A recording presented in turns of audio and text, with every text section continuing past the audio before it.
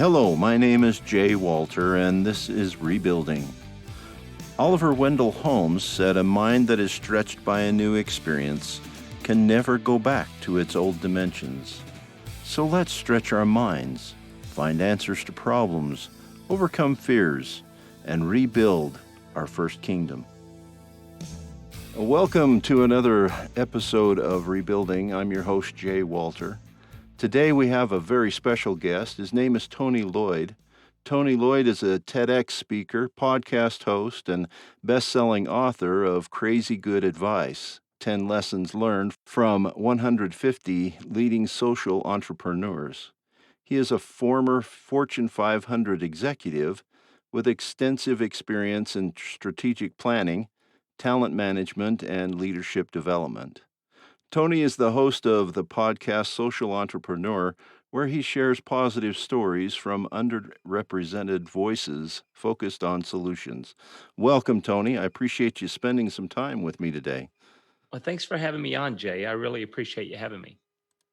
Well, it's always nice to have another voice, another point of view on things about rebuilding or taking charge of your life.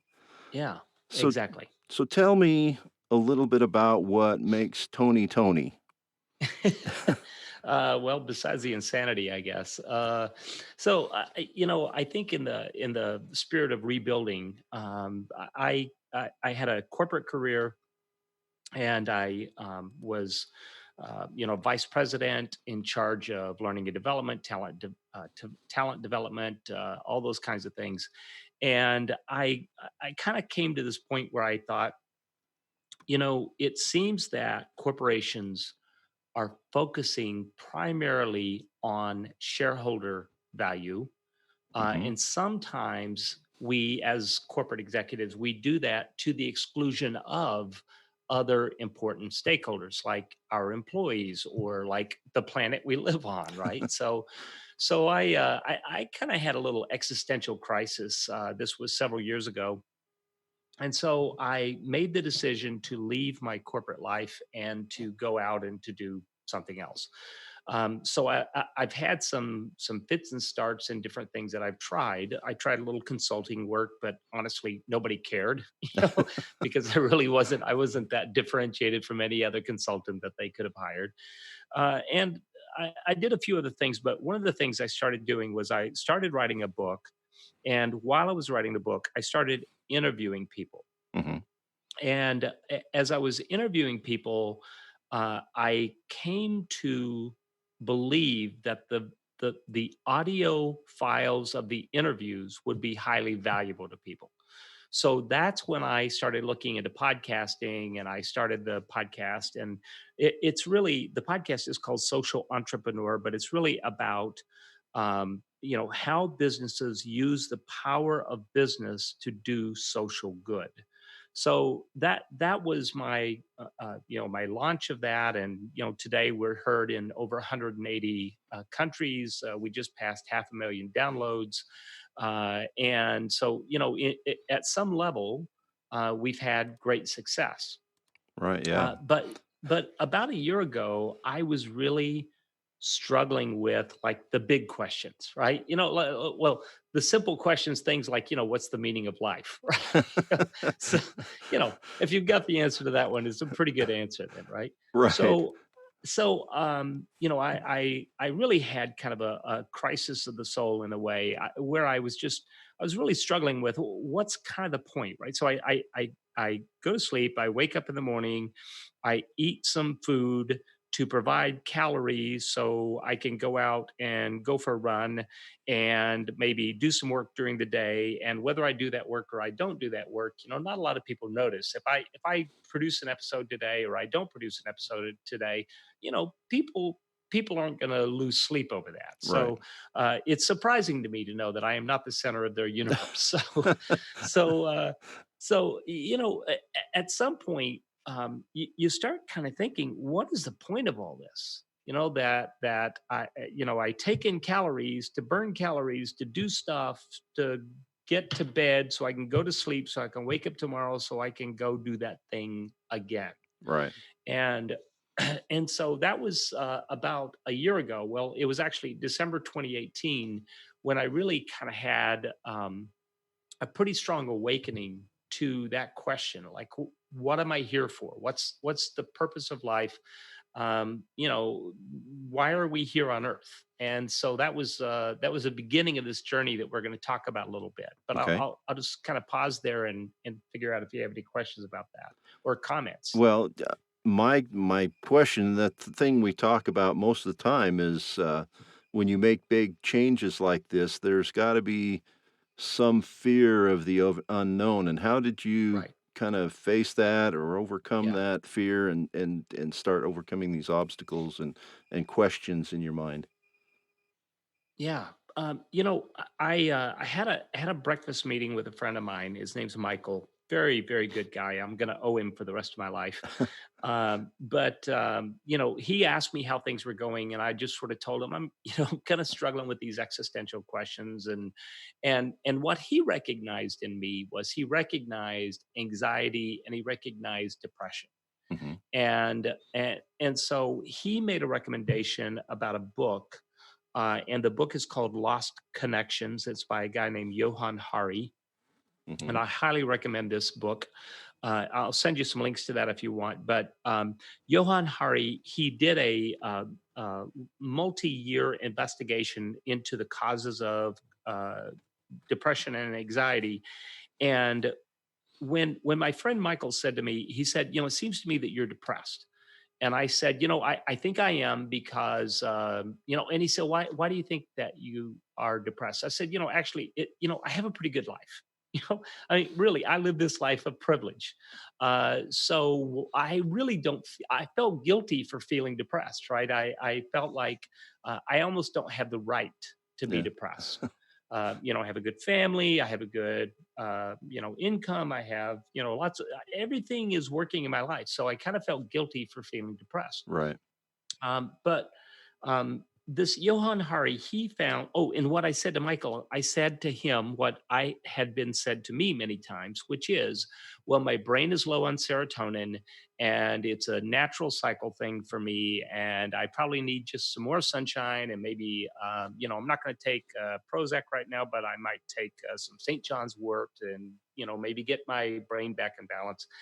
And so he said, "Well, let me just send you this interview with this guy Johan Hari, and it was on a podcast by a guy named Rich Roll."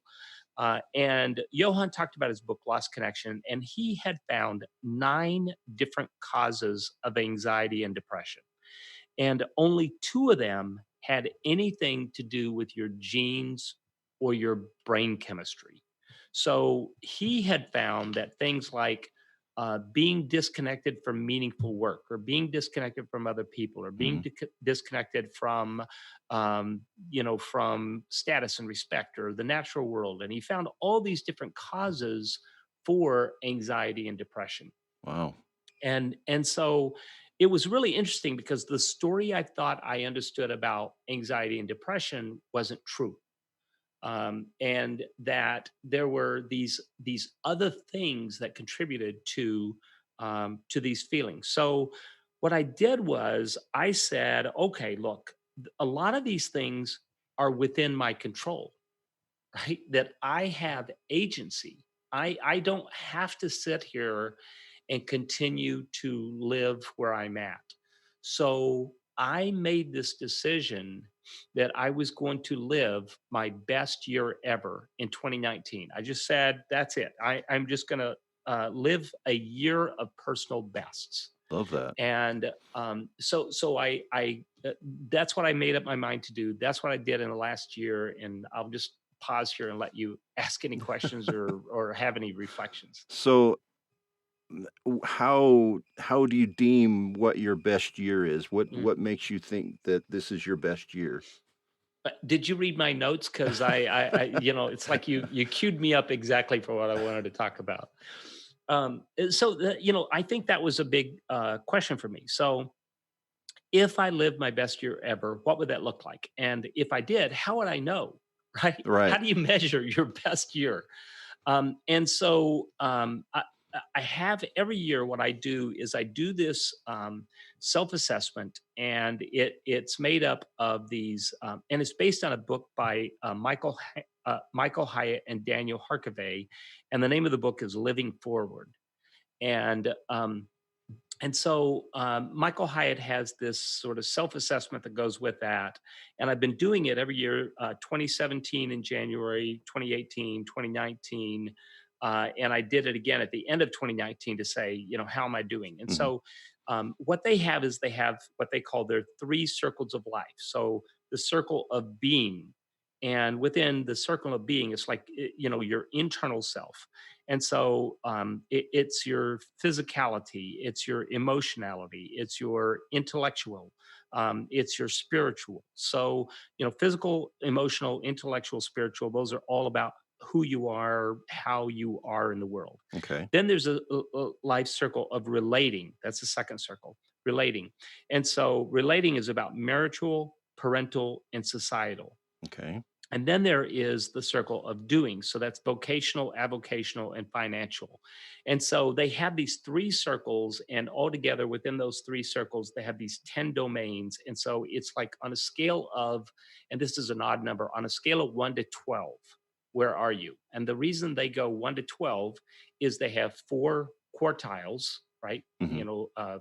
25%, 50%, 75%, and 100%. And within each of those, they have kind of a high, medium, and low. And so you can grade yourself, and it's a self-assessment, but you can assess yourself against these 12 areas, sorry, these 10 domains within three circles on a scale of 1 to 12. And so that's what I did. I have done that at the beginning of every year, and it just so happened right after I met with Michael, my friend, who talked to me about depression and anxiety and all that. He said, "Look, here's this book by Johann Hari. It's about these different causes of depression. I made the decision that I had some advocacy, that some agency that I could do some things about it. And so my measurement to begin all that at the beginning of the year was this life Hmm. score, if you will. Yeah. Okay. So that sounds very similar to our five kingdoms that I kind of told you about, the inner self, Yes. the spiritual connection with deity, and then your family and friends and associates, and then the world, how you affect all of Yes. those. And so, yeah, that Yeah. sounds like an excellent way to really judge where you are when you start Yeah. and where you are when you finish. So, at Right. the end of 2019, when you did that assessment, how did it turn out? Well, it was really good. So in those 10 areas, I had grown in my self-assessment about 10% across all of them. And so let me just take one of those as an example. So in 2019 in physical, one of the things that I did was I said, okay, I need to get some sleep. And one of the things about, if you say, what am I really trying to do here? I'm really trying to thrive, Right. right? I'm trying to thrive. And so I love Ariana Huffington's work on Thrive, and one of her main things, like her only thing almost, is just get some sleep, get a good night's sleep. And honestly, I think that I had forgotten, I had this global role in Fortune 500 companies, and I had flown all over the world, and I do these phone calls in the middle of the night, in the middle of the morning, and all this. And it had actually been years since I really had gotten a string of decent sleep. And just that one thing alone, just making a decision that I'm going to measure how much I sleep each night. And I got a Garmin watch, and I wear it to Mhm. bed, and it tells me how much deep sleep I got and REM sleep. Oh, you've got the The Fitbit. Fit Yeah. Fitbit, yeah. And so, just if you take nothing else, and for me, if I took nothing else, if I did nothing else physically, that was a huge change maker for Okay. me. I also I really got serious about running. In 2019, I ran 1,790 miles, Wow. which is the equivalent of running from Minneapolis to Miami. Now, some people have told me that they could run that far if a bear was chasing them, right? you know, but for me, I enjoy running, Mm, and part of it running, if you think about these different things of being connected to nature is a big part of that. I run with a group, so I get social mm. connections with that, and so there are all these different things. Running is almost like an analogy. It's almost like a metaphor for all these other things that I do in life, and it's connected to every other area of my life. Um, and I was using there's a an app called Strava, Strava, Strava, and it's for people who bike and Mhm. run and walk and hike and all that. And you can upload your workouts to Strava, and it will keep track of it. But it also calculates, for example, your fitness level based on heart rate, effort, respiration during exercise, etc. And according to Strava said that across 2019, my fitness level went up 218%. Wow. Yeah. The other thing, and we're just focused right now on physical. The other thing that I did last year was I started a plant based diet. So I made the decision that I wanted to eat whole foods and to eat Mhm. plants. There's a guy, I can't think of his name right now, but he wrote a book called In Defense of Food. And he said at the beginning of his book, he said, I could have written this entire book on a 3x5 index card because my advice about food is eat food, not too much, mostly Mm. plants. That's his advice. Yeah. And he said, but we've forgotten what food is, right? We It we doesn't we come in a get, box. yeah. Excuse me. Yes, exactly, exactly. Pardon me while I cough here. I'm talking about how well I did physically, and now I'm coughing. Um, but based on my diet, my exercise, and everything, my LDL levels are down 29% for the year. Triglycerides are down 38%. Cholesterol's down 40%, and my weight was down 16.4 Mm. pounds. So in each of these areas of my life, I spent time saying, how do I really um, live my best year? And so that's an example on physical. And so I could take any one of these and sort of talk about what did I do and how did I do it.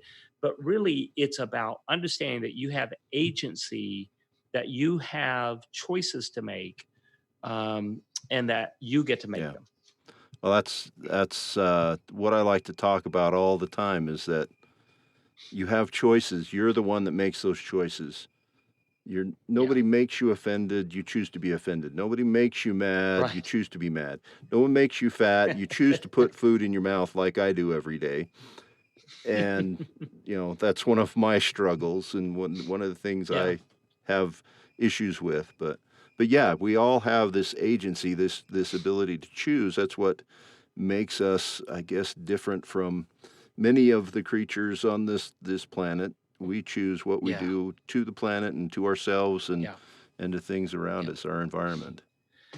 Yeah, it's interesting, Jay. I think that especially in our, my dog is trying to get in my lap here. He's driving me crazy. Come here, bud.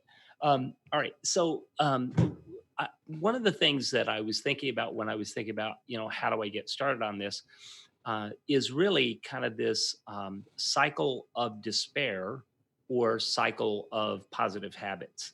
And so the cycle of despair, the way I think about it is, thoughts lead to choices, lead to behaviors, lead to feelings. And those thoughts, they impact the choices we make. The choices we make, they impact the behaviors we do. And then when we do certain behaviors, they create feelings, and those feelings reinforce the same thoughts and behaviors and Yeah. thoughts, choices, and behaviors, right? So we get stuck in these cycles where again and again we're just doing the same things over and over again. And I heard recently there's a guy named Joe. I think his name's Joe Dispenza. He has a video series called Rewired. And I don't know that I do or do not recommend that Yeah. video series, but it was Okay. interesting, right? But one of the things he said I thought was really interesting is the average human thinks between 60 and 70,000 thoughts per day. And about 95% of those thoughts are the exact same thoughts that she or he thought Yeah. yesterday. So you think about it, like, where are my car keys? I'm hungry. Where's the dog? What's he doing right now? Is it time to go for a walk? So we become habitualized as human Hmm. beings. And part of breaking through, part of contributing in a bigger way is we have to break that thought pattern first, Right. and then that leads to new choices, new behaviors, and new feelings. As I circle back kind of to that, the big questions about why are we here on Earth. To me, it's we're here to connect and we are here to contribute. Right? That Walt Whitman about you have a chance to provide a verse. Right. Right? You get to contribute a verse. Yeah. That's it. Um, excuse me. And so we're here to connect with one another and we're here to contribute. But to do that, you can't pour from an empty vessel. Right. Absolutely. So self-care becomes really vital, and the vitality and the wellness and the thriving. That's the thing that allows us to connect in healthy ways, and that's the thing that allows us to contribute in healthy ways. But it kind of begins within. Yeah. Yeah. Absolutely. I believe that absolutely that you cannot give what you don't have. You can't pour from an empty cup. But every Yeah. time you refill that cup, it actually grows. So you have more to give, which Yeah. is the Yeah. miracle of what all this is talking about. So, Mm. Very good. well, let's take a quick break here, and we'll have some messages, and then we'll be right back. Let's talk about your book from there.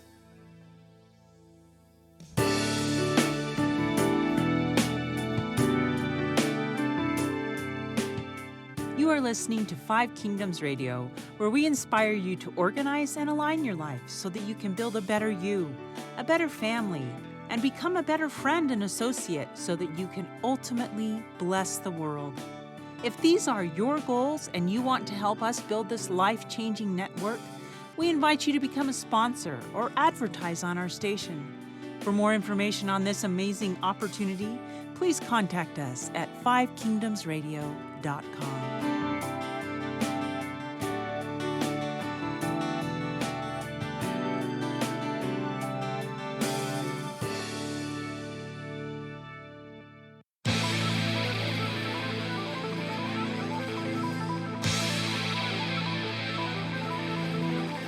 Hello, everyone. My name is Jay Walter, host of Rebuilding, a radio show right here on the Tribe of Kings Information Network.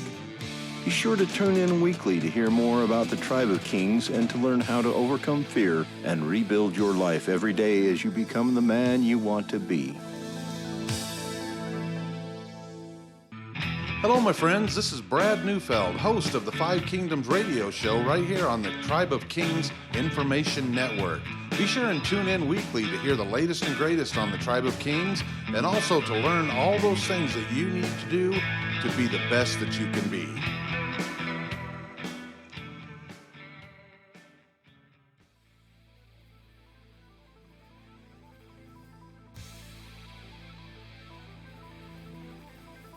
Welcome back to Rebuilding. We've had a wonderful discussion so far with Tony Lloyd, and now I'd like to continue, Tony, with a little more information or tell us about your book, the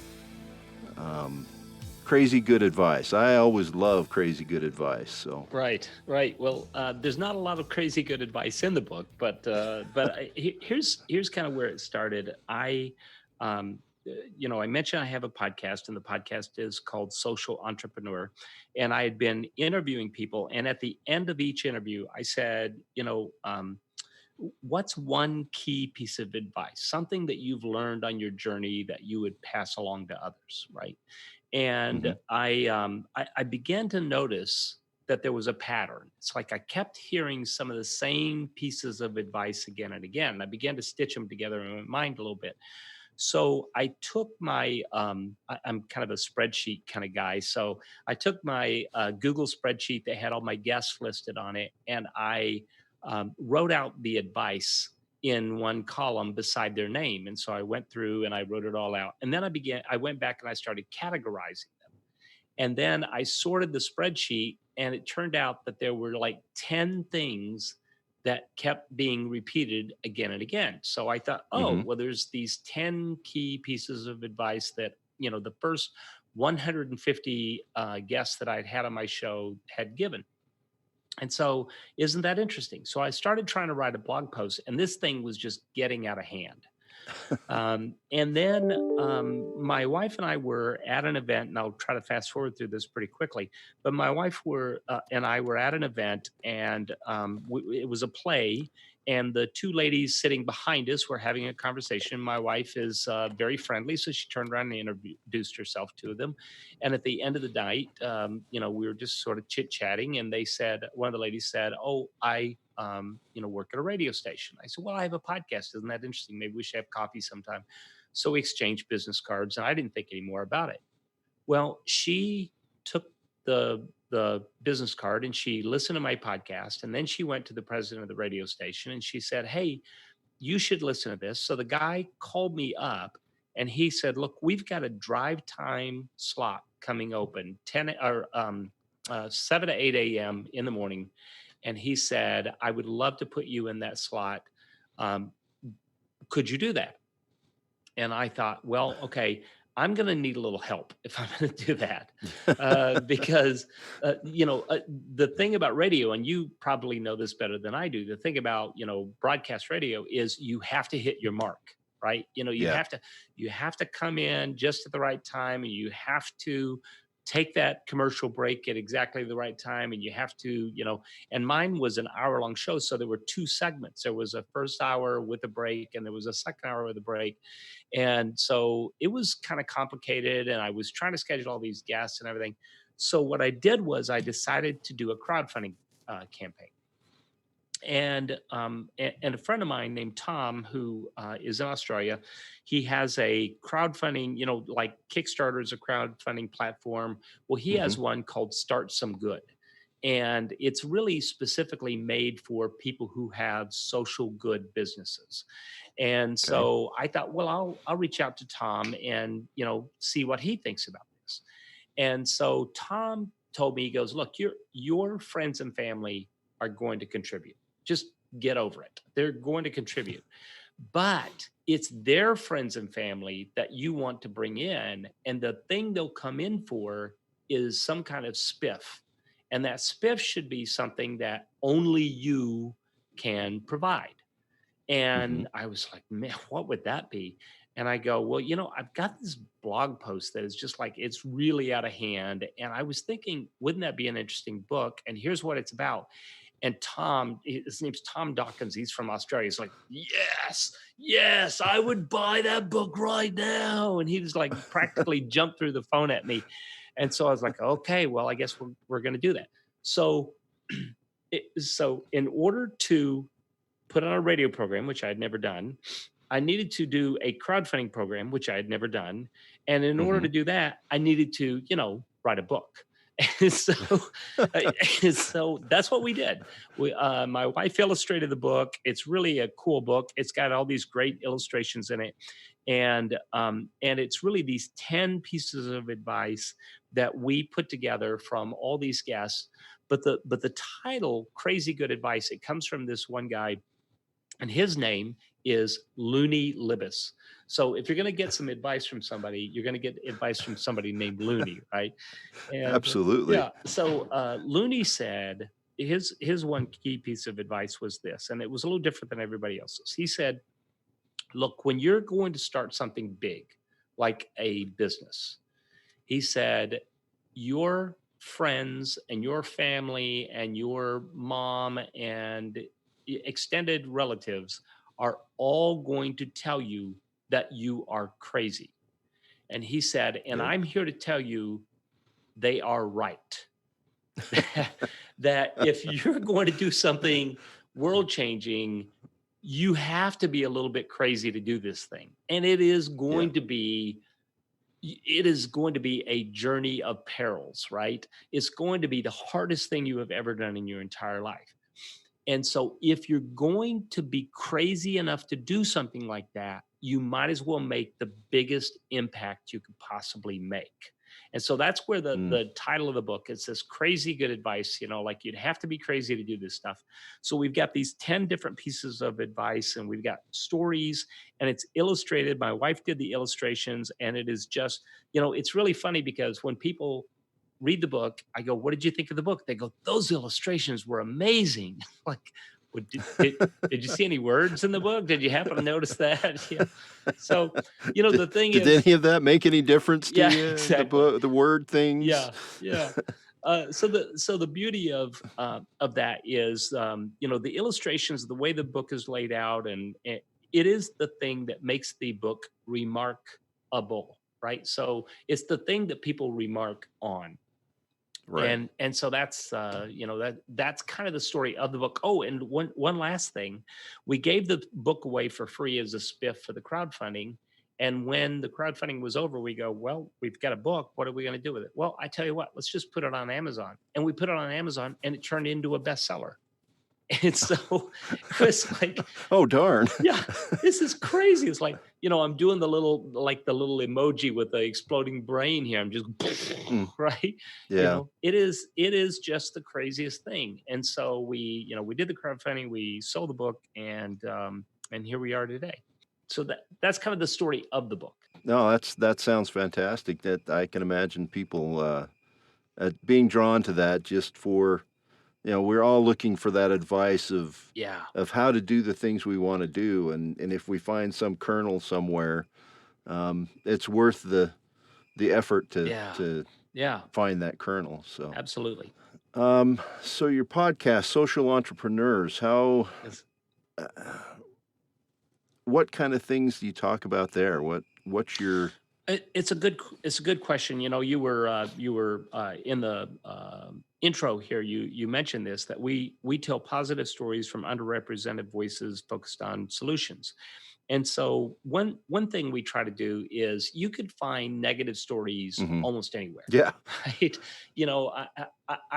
I cannot turn on the news on my radio in my car anymore. I just can't do it. Yeah. You know, I cannot drive and pound on the steering wheel at the same time.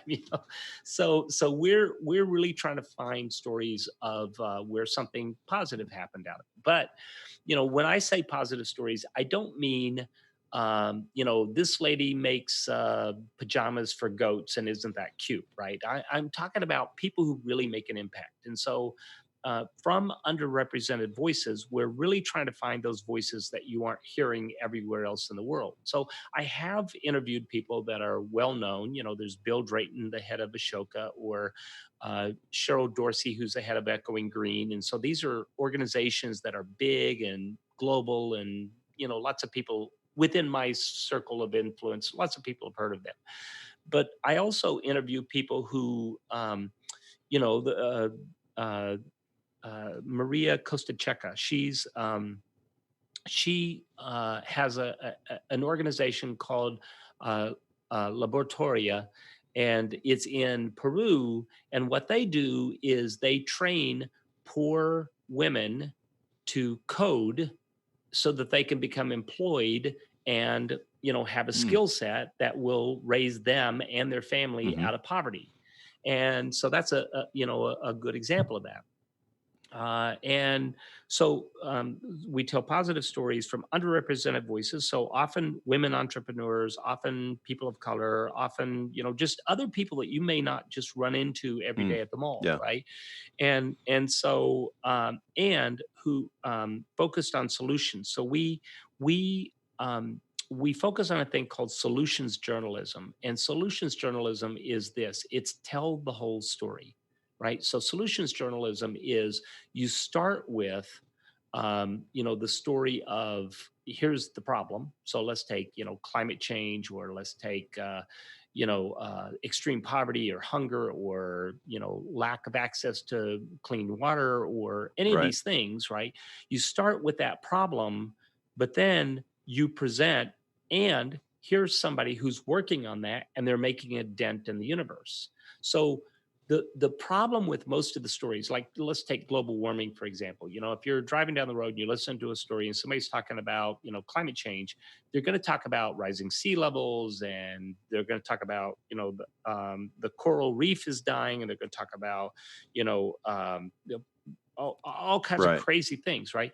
And that's all you're going to hear. You're going to say the world is ending, Yeah. the world is ending. But what we want to say is, yes, the climate is obviously changing. There, we can't deny that.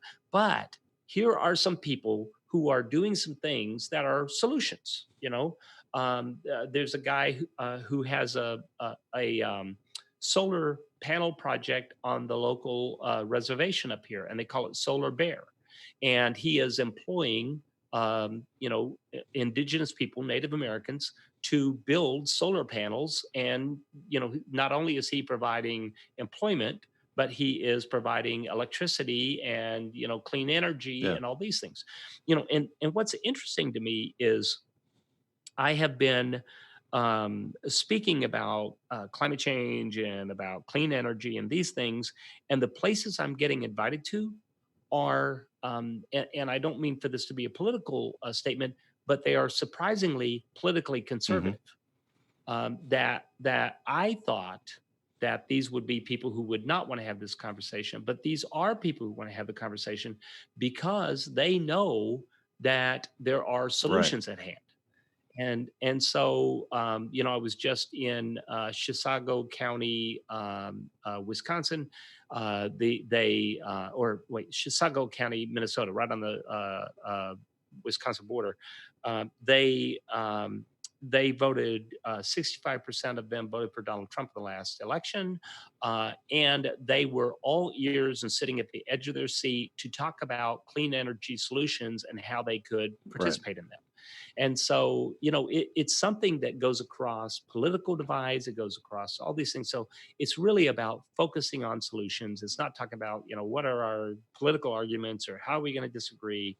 That's really the thing that we're trying to do with this social entrepreneur podcast is to bring forth people with real solutions to real world problems who are Yeah. really making an impact. Well, that's being an engineer by training. Um, that's Mhm. the fear mongering is what I call it. The world's going to end. Yeah, That doesn't right, affect me. That it's like, well, yeah, I heard right. in the 70s we're going to have another ice age, and Yeah, it's like, give me solutions. If you say this is happening, what solution do you want me to work on? I'm an engineer. I can fix things. If you right, tell me right. what to do, or tell me what you would like to see. Yeah, yeah, So yeah, right. that's much more Yeah, effective to me, and I am of more of the conservative end of the spectrum, yeah, and yeah, doesn't matter here, but yeah, give me a solution that you want me to, or if I have a solution, listen to the solution, not just say, well, I don't care what your solution is. The whole world's going to end. right, So, but yeah, right. I Yeah, I yeah. like that. It's been interesting because people have been coming up with solutions about reducing Hmm. energy cost in buildings, right? So it's not just about clean energy. Only 25% of the CO2 that we're producing is produced through energy production. But if you think about other things, so buildings is a big user of energy, and so if you can find ways to be more efficient, and, and here's what I really like about all that, and we're kind of Yeah. gone down the climate change Yeah. rabbit hole, so we might want to climb back out. But one thing I like about it is a lot of um, energy solutions are Yeah. also the frugal solutions. And so my wife and I, Yeah. we love to save money, right? So, if you tell me I can save money with some LED light Right. bulbs, I'm going to listen to you because it doesn't matter what my political affiliation is. I want to know what solutions are, Right. and I Something love makes good it so it frugal doesn't come out of things, my right? pocket so much. So Yeah, okay. yeah, So exactly. um, in Yeah, your um, in your greatest year last year, what were some of the strengths that Yeah. you discovered in yourself that you maybe didn't know about before? Mm. Wow, that is such a good question. Um, part of what I think is I had an opportunity to apply the strengths that I had, Mhm. right? It's I have because I was in this sort of talent management, talent development. I had a ton of these sort of self assessments, disc surveys, or all these strengths finders, all these things. So I think I was somewhat aware of my strengths. Um, but I think it gave me an opportunity to apply some of those strengths. Um, but let me think for a second about your question. I think really understanding that thing we talked about a while ago about how our thoughts lead to our choices, lead to our behaviors that create feelings that reinforce thoughts, choices, and behaviors. I think it's kind of like it was Oh, there, okay. but I didn't see it. Yeah. Like that thing existed, but I wasn't aware. It's okay. I'm gonna tell you two Okay. really quick stories. Okay, so story number one, it's like July or August of 1991, and I am in Maine, and I am driving on a little country road in Washington County, Maine. And so, if you Washington County is kind of in that southeastern Okay. corner of Maine, and so you're near New Brunswick, you're near Nova Scotia, and so Yep. you're way up there in the northeast corner. And so I'm driving in this area, and I'm scouting out this place. I wanted to go hiking on this trail, and there's a trailhead around there somewhere. But I ended up in this place, and they call it the Barrens in Maine. And the reason they call it the Barrens is it's kind of the place where the glaciers sort of skidded off the Okay. edge of the continental shelf there, went out into the ocean, and it left behind sort of this scraped off rubble. Like right now, there's snow on the ground up here in the northern hemisphere, and it's going to start melting off. And when it does, it's going to be like this gritty, ugly, Yeah. black Yeah. goo left behind, right? Well, that's kind of what the ground was like around this area called the Barrens, and so nothing really was growing in that area. I mean, there were some stands of trees around, but there were a lot of big patches with nothing higher than, let's call it, Mhm. 18 to 24 inches, as just these little plants, right? And so I'm driving, and what caught my attention while I was driving was I saw this flock of turkeys, and they were over here in these little shrubs, in these little 18-inch shrubs, and they were pecking at them, and they looked like little jackhammers over there. They're just bow, bow, bow, bow, bow, bow, bow, bow, bow, bow, bow, bow, bow. I'm like, what are they pecking at? What is that? And it's a weekend. I don't have anything else to do. So I just stop my car and I get out. The turkeys go running off, and I walk around, and I get out there, and I'm looking at these little plants. And what I didn't know at the time, and I do know now, is those are wild Oh. blueberry plants. And so I was standing there, and it's like a perfect, almost cold, almost Mhm. warm day. Like the air is cool, but the sun is warm. And I'm standing there, and I'm looking at these little plants. And I reach down, and I pluck this one little wild blueberry off of the branch, and I pop it in my mouth, and it is just like sometimes you forget Mm. what things are Yeah. supposed to taste like. Like you get one of those tomatoes from the grocery store, and it's not really a tomato. It's like, I don't know what those things are. But then you really get a Yeah. tomato out of your garden, you go, yeah, that's what a tomato tastes like. So that's what it was like. It was like this sort of sense of well-being and nutrition and deliciousness and all that. And so I loved that moment. It was a cool moment. It sort of stuck in my head. This stopping the car in the cool air, warm sunshine, eating this wild blueberry. So a few weeks ago, I was at an IHOP. Now, I don't often go to IHOPs, but somebody had asked me to meet them there. And so I met them there. And so I said, I'll order some pancakes. And I said, oh, do you have blueberries? And the woman said, oh, yes, we do. I said, well, that's fantastic. I would love to have blueberries in my pancakes. So, she goes back and then, we're sitting here talking. Pretty soon she brings the order out and here's a stack of pancakes. And on top of it is this purple gelatinous goo of stuff sort of running down the side of it. And there's this sort of like fake whipped cream sort of floating on top of it. And it's just sort of dripping off the side. It is the nastiest thing I think I have ever seen in my life. And it is just yuck. And it really, like, I had this picture in my head about blueberry, but this compote stuff that they brought out here, it really wasn't what I was thinking of when I thought blueberry.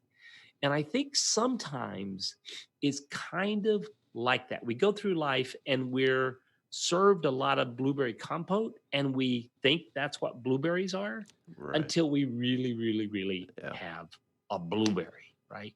And so for me, it was like this invisible thing that people all day, every day, go into IHOP and they order pancakes and they ask for blueberries and they get this purple goo, whatever that thing is, on top of their pancakes. And they think that's blueberries, but that's not really blueberries. And so I think there is so much that is like, it's not what we think it is. There's so much unreal that we think is real out in the world. And that's the thing it was, with this sort of thoughts leading to choices to behaviors that produce feelings that reinforce thoughts, choices, and behaviors. For me, it was like I saw the blueberry. Wow.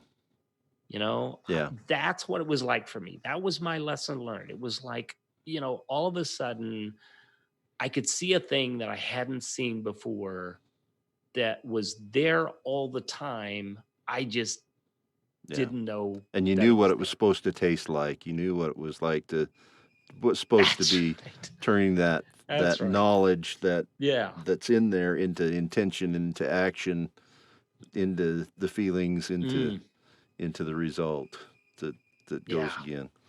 Yeah. Wow. Yes. Well, that was a long story just to say. No, it was good though. Yeah. You may have to edit that one down. So someone came to you and wanted to have the best year of their life. What advice would you give them? Yeah. Well, first of all, know what that looks like. Doing the measurement before and the measurement after. So So it's really,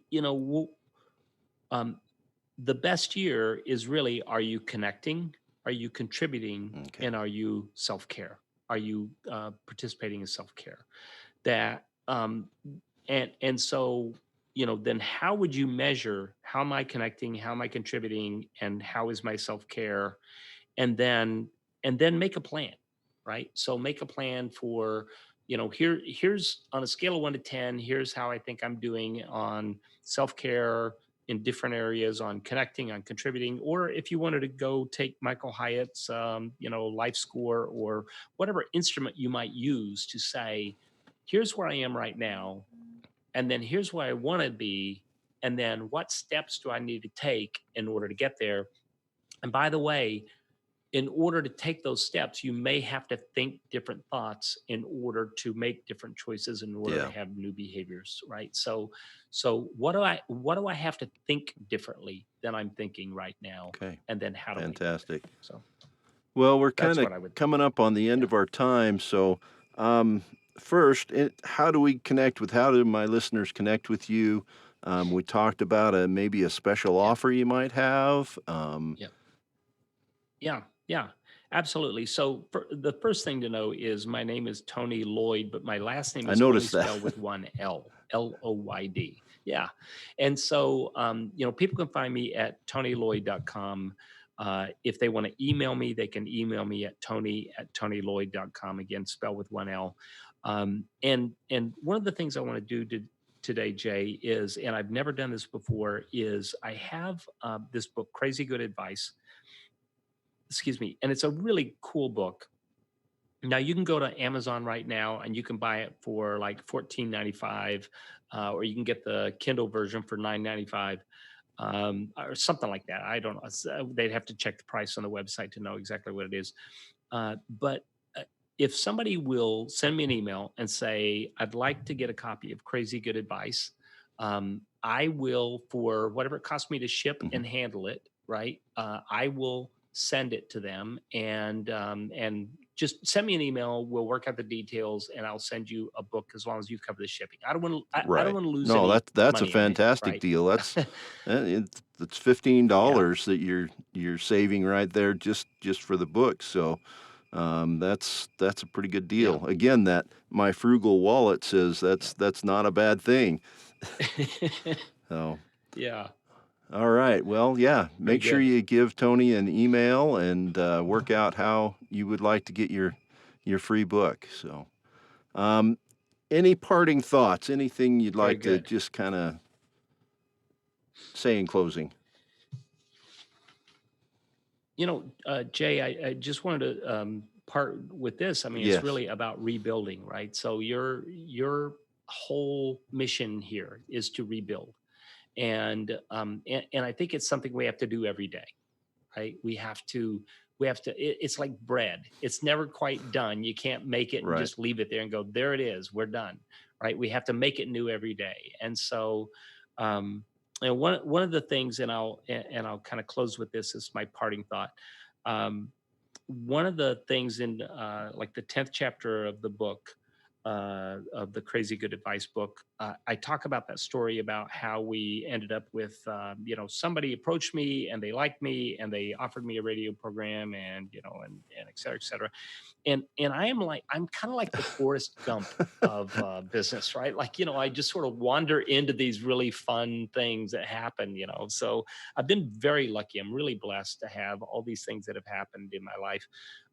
But one of the things that I think, from all the advice, I have these 10 different pieces of advice that different people have given me. If I took it all and I boil it down to one thing, I would say this: that miracles find you while you're in Uh, motion. That it's kind of like we are surrounded by this cloud of miracles, like all these cool little things that are going to happen out there. But if you're sitting on the sofa and you're sitting on your hands and you're sitting right. still, they can't find you.